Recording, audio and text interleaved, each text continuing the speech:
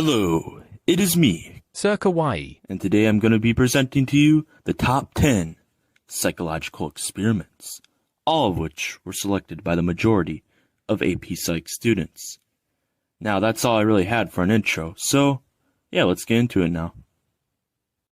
At number 10, we got the memorable Asch line conformity experiment. This experiment was conducted throughout the 1950s by the psychologist Solomon Asch, who wanted to study how people either fell in line with or resisted the will of a majority group. Asch did this by setting up a perceptual test that would utilize 8 participants that would have to look at a target line and then at 3 lines next to it, labeled A, B, and C, in order to answer which line was the same length as the target line. But secretly, 7 out of the 8 participants were paid actors set up by Asch himself, and he instructed them to answer wrongly on various selected trials, which was mixed in with the trials that they would answer correctly. From this, Asch found that amongst individual responses from the experimental group, that only around 63.2% of the time they would follow their hearts and say the correct answer, but around 36.8% of the time they would sadly conform to the majority and say the wrong answer. In total, around 5% of people would always conform to the majority group. 25% would never conform and would always answer correctly. They really truly follow their hearts. And that 75% of people would answer at least wrongly once, conforming with the majority throughout the trials. In later experiments, which were often changed up a bit, a partner would be brought in who was instructed to always answer correctly, which led to 95% of people answering correctly. Due to the decreased social pressures to conform. This experiment helps to illustrate how the majority of people will conform with the majority in various social, societal, and cultural situations due to social pressure. Next up, at number 9, we have the learned helplessness experiment, an experiment conducted in the late 1960s by the psychologist Martin Seligman and his colleagues. In this experiment, 3 groups of dogs were tested on. In the first part of the experiment, the 3 groups of dogs would all be placed in harnesses and would be occasionally given some painful electric shocks. Group 1 would be stuck in a harness for a set period of time before being released from it. Group 2, on the other hand, would not be released after a set period of time, but would rather have to stop the electric shocks by pressing a lever. Finally, Group 3 would end up quite traumatized, as they would be continuously shocked as they didn't have a working lever. They would only be released once a Group 2 dog hit its lever. After this, the experiment would go into its second part, where all the dogs would be put into a shuttle box, split by 2 sides, one that would exhibit many electric shocks, and the other which would not have any electric shocks whatsoever. In part 2, Group 1 and Group 2 dogs realized that they could probably fix their situation. They had some optimism in them, and they jumped on over to the other side, which wouldn't exhibit any electric shocks on them whatsoever. Meanwhile, Group 3 dogs would express the concept of learned helplessness and fall into a dark, deep pit of despair and depression, while stuck on the side of the electric shocks, even though if they went to the other side, there wouldn't be any electric shocks. There they would just give up on life and just sit down and just experience pain, even though they could just escape it so easily. I heard they had to physically move the dogs to get them to stop being electrocuted. So, yeah, those dogs were pretty hopeless. So from this experiment, we can apply it to the life situations we endure as human beings. That if we dealt with what felt like unescapable trauma in our past, we'll be less likely to fix our situation when things start going wrong, feeling helpless, even in situations that could be easily fixed. So always keep up hope and be optimistic. At number 8, we got kind of basic yet well-known one, the operant conditioning box experiment, which was conducted by the psychologist and behaviorist B.F. Skinner, who believed in the concept of operant conditioning, the learning process in which organisms learn things based off whether or not they are rewarded for it. To experiment with the process of operant conditioning, B.F. Skinner built his iconic box, in which various animals would inhabit. B.F. Skinner would teach the animals to use a lever in the box through both positive and negative reinforcement. When it came to positive reinforcement, the animals would learn to associate pressing the lever with gaining the desirable stimulus of food. But when it came to negative reinforcement, the animals would learn to associate pressing the lever with preventing/stopping the painful stimulus of electric shocks that were exhibited by the floor of the box. Through this experiment, B.F. Skinner confirmed his beliefs that we as people learn a variety of different behaviors and knowledge in order to gain greater rewards or to avoid greater punishments. At number 7, we have the Loftus-Palmer car crash experiment conducted in the 1970s by the psychologists Elizabeth Loftus and John Palmer. In this experiment, a large group of students would watch a fun variety of funny car crash videos, and afterwards they would be asked questions about the car crashes as if they were eyewitnesses. But Loftus and Palmer brought a bit of a twist with it, as they would ask questions which would suggest there were specific details in the crashes that weren't really shown in the video, such as certain speeds the cars were going, or specific damages the cars had incurred. For example, there was one question that would be reworded amongst different groups. How fast were the cars going when they blanked each other? When they filled in this blank with the word contacted, the cars, according to the students, were going around 30 miles per hour. But when the word smashed was used, like in Smash Mouth, the cars would magically go up to a speed of around 40 miles, 10 miles faster than before. Loftus and Palmer then asked the question afterwards if broken glass could be seen at the site of the car crash. The group who was told the cars had smashed into each other remembered seeing a higher frequency of broken glass, but the group who was told that the cars had only contacted each other remembered seeing little to no broken glass. In reality, when it came to the video, there was no broken glass shown whatsoever. After this experiment was conducted, lots was learned about how eyewitness testimony can easily be altered or manipulated by simple things, such as the wording of questions. This would help bring out some big changes in the American legal system. Oh yeah, now we're at number 6, the classic. We got the wonderful Pavlov's dog experiment, conducted in the 1890s by my favorite psychologist, Ivan Pavlov, who explored the concept of classical conditioning, a learning process in which organisms learn from a simple conditioned stimulus to have a conditioned response to it. To experiment with this concept, Ivan Pavlov, after noticing that his dog salivated in response to being fed, now started ringing a bell before feeding his dogs. This led to the dogs associating the bell with food, just like how I associate Taco Bell with food. So whenever they heard the bell now, they started salivating. With this experiment in mind, we can understand the process of learning a lot better, in that through a somewhat cause and effect scenario, we learn to associate a stimulus with certain behaviors certain behaviors we exhibit, or to other objects related to the stimulus.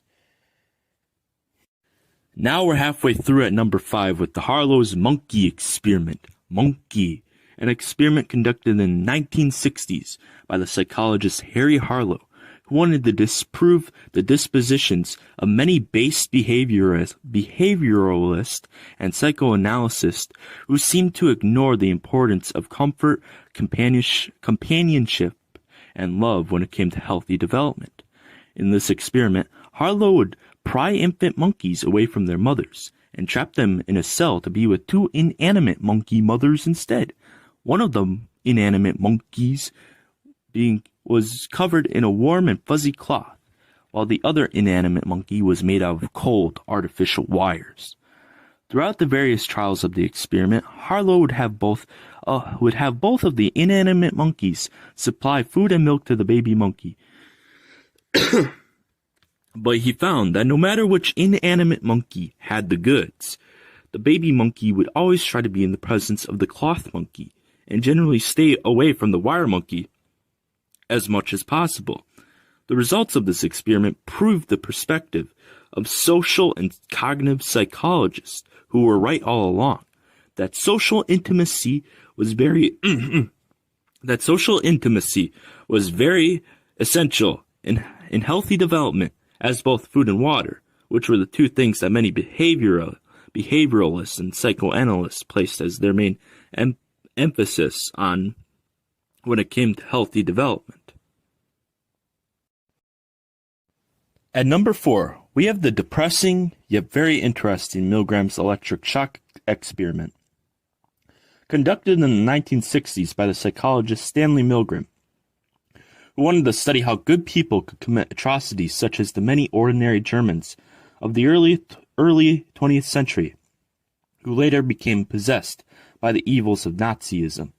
At the time of the experiment, it was quite a provocative topic at the time due to the trial of Adolf Eichmann, one of the leaders of the Holocaust, who claimed that he shouldn't be tried as he was only following orders. In this experiment, Stanley Milgram took out an ad in a local newspaper to get a random sampling of ordinary people to supposedly participate in a memory study.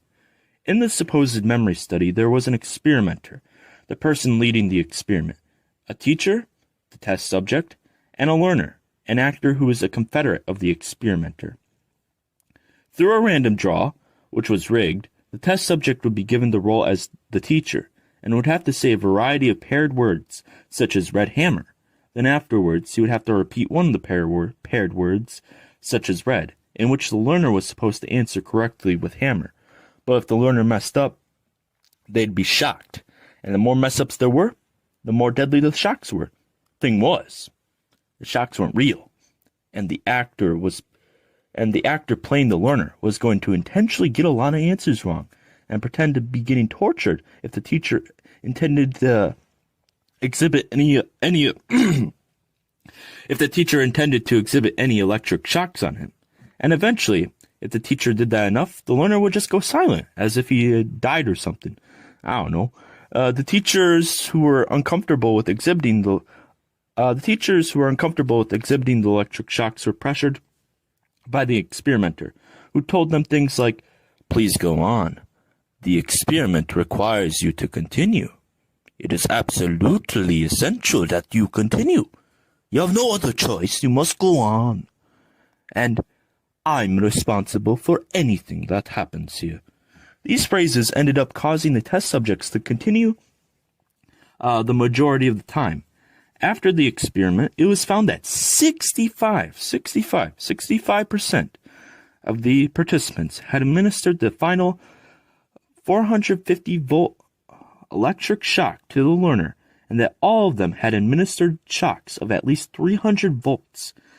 In Milgram's observations of all his test subjects, they all seemed quite stressed, as they exhibited behaviors of sweating, trembling, stuttering, biting their lips, groaning, digging their fingernails into their skin, nervous laughing fits, and even seizures.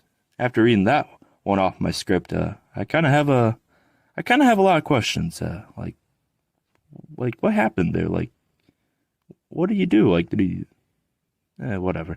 This experiment helps to highlight a dark truth about human nature, that ordinary people can commit evil acts if given the right stimulus and conditions to do so, and brings up skepticism on whether the belief that humans are naturally good is true or not. Whew, that was quite a deep one. Now let's go into number 3, which is another fun one. The Little Albert Experiment, an experiment conducted in 1920 by the somewhat crazed John Watson, who who wanted to test classical conditioning in a similar way as Ivan Pavlov. But he wanted to make it a little bit scary, a little bit spooky. His plan was to teach an 11-month-old baby named Little Albert, or what I like to call him, Lil Albert, to have a phobia of furry-like things, such as cute animals like rabbits, dogs, monkeys, also like bearded mask, cotton, wool, other things that are kind of furry-like, other things of that sort, And he did this by making horribly loud noises whenever Lil Albert got nearby one of those furry-like objects, such as loudly striking a steel bar with a hammer, and by being really intrusive with Lil Albert when it came to making him afraid of a bearded mask. From the results of this experiment, it can be seen that Lil Albert cried a lot and was very traumatized by furry-like objects. Wow. This experiment is basically Pavlov's dog gone crazy. And I really don't know why it was voted to be at the number 3 spot, but, it's cool. Alright, on to number 2 now. We got the Bobo Doll experiment, an experiment conducted in the 1960s by my boy Albert Bandura, who was also experimenting with another specific concept relating to the process of learning, this one being the social learning theory, otherwise known as observational learning, which believes that through observation, imitation, and modeling, one does not exclusively learn from being rewarded or punished, such as when it comes to operant conditioning, but can also learn from watching someone else being rewarded or punished. Albert Bandura experimented with this concept by using a simple Bobo doll and 2 groups of individual children. The first group of children, and keep in mind this was done individually, were put in a playroom with an adult/parent who is very friendly and nurturing towards the friendly little Bobo doll. The second group of children were put in the same playroom with an adult/parent that was absolutely psychopathic and committed torture towards the friendly little Bobo doll. Then, for both groups of children, the adult/parent would leave them alone to be in the playroom by themselves. It was then illustrated, while the kids were alone, the powerful effects of observational learning, as the children of the first group were quite chill and nurturing towards the innocent Bobo doll, while the children of the second group continued the torture of the innocent little Bobo doll. There were also many little details about human behavior too, which were highlighted by this experiment, such as differences in aggression between boys and girls. Boys were found to be a bit more crude, by more physical means of torture towards the traumatized Bobo doll, while girls were found to be more conniving with more psychological and verbal means of torture towards the hopeless Bobo doll. This experiment both expresses the wide-ranging effects of observational learning given to us by our parents, mentors, peers, and media, and it shows the differences in non-aggressive and aggressive behavior between boys and girls. Here we are now, at the legendary number 1, the best part of every Top 10s video. This one isn't really much of a surprise. It's the absolutely crazy and savage Stanford prison experiment, which was conducted in 1971 by the psychology professor Philip Zimbardo, who wanted to study the process of de-individuation, I think I pronounced that right, and dehumanization, especially through social roles, which would then lead to antisocial behaviors. The prison experiment would be funded by the U.S. Office of Naval Research, who better wanted to understand antisocial behaviors, as U.S. Navy and U.S. Marines were curious to investigate the conflicts between military guards and their prisoners. The experiment would start off as a simple newspaper ad, telling people they could make like $15 a day for 1 to 2 weeks if they participated in this fun prison experiment. 75 men thought, hey, that sounds a bit fun, and decided to apply for it.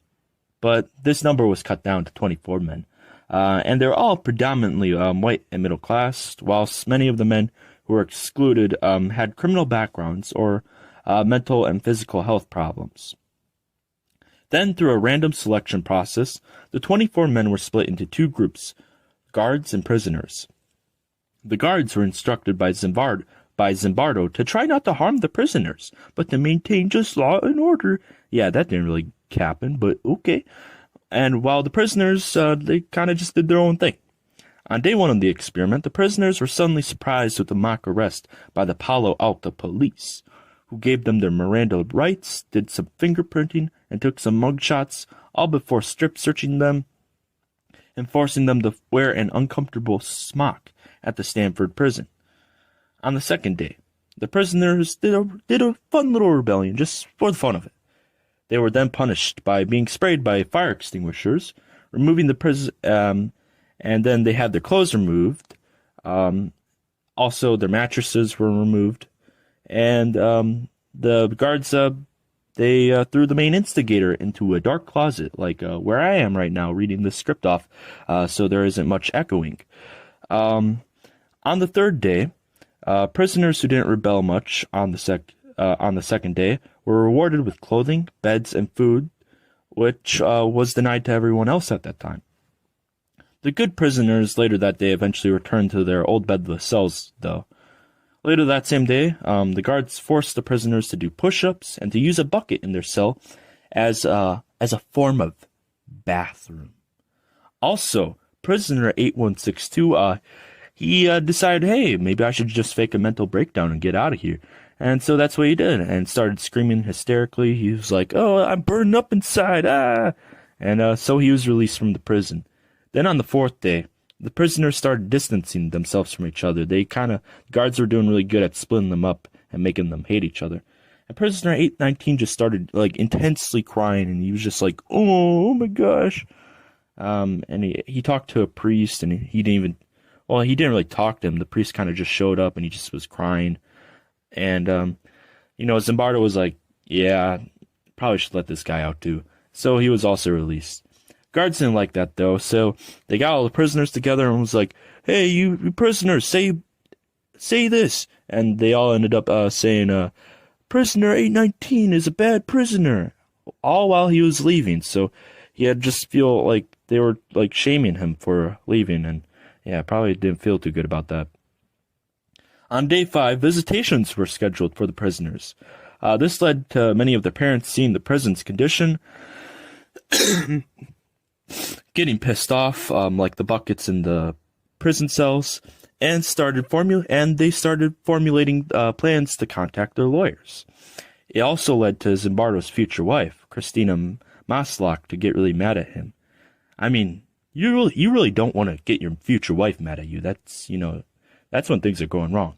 And so, on the day after, day 6, Zimbardo stopped the entire experiment, debriefed the men, and gave them their full payment of $210. After the experiment was over, many criticized it for being very faulty and highly unethical, and due to that, it's been treated with lots of skepticism over the years. Whether or not the experiment was conducted correctly, it does highlight an interesting perspective on how the social roles that were given can degrade us into either committing evil acts or doing really degrading stuff towards ourselves. So that's about it. I'm going to make this conclusion quite short because I just wrote an entire script over 2 hours, and then I had a voice act this whole thing. And I have to edit all this too. Thank you for watching this. I hope you enjoyed it. Thank you.